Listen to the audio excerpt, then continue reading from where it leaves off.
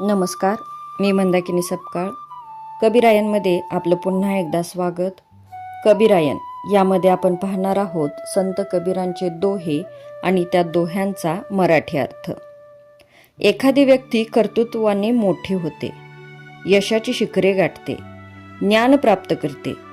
समाजात अशा व्यक्तींचा सन्मान केला जातो. अशा ज्ञानी व्यक्तीचा समाजाला फायदा झाला पाहिजे म्हणून कबीर म्हणतात, दोहा क्रमांक 11. बड़ा हुआ तो क्या हुआ, जैसे पेड़ खजूर, छाया न मिले पंथी को, फल लागे अति दूर. मराठी दोहा. खजुराचे झाड खूप मोठे मोठे होते, वाटसरूंना सावली नाही, फळ उंच उंच लागते. इथे खजुराचे झाड प्रतीक म्हणून वापरले आहे.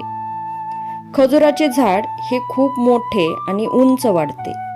ते इतके उंच वाढते की वाटेवरून जाणाऱ्या वाटसरूला ते सावली देऊ शकत नाही. शिवाय त्याची फळे खूप उंचावरती असतात.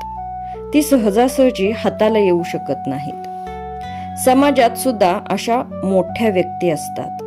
त्यांच्या मोठेपणाचा फायदा इतरांना व्हावा, एखाद्याचे कल्याण करेल असा मोठेपणा माणसाजवळ असावा. त्या व्यक्तीकडून इतरांचे कल्याण होत नसेल तर त्या मोठेपणाचा काय उपयोग, त्या ज्ञानाचा काय उपयोग. म्हणून अशा व्यक्तींना कबीर म्हणतात, बड़ा हुआ तो क्या हुआ, जैसे पेड़ खजूर, छाया न मिले पंथी को, फल लागे अति दूर. धन्यवाद.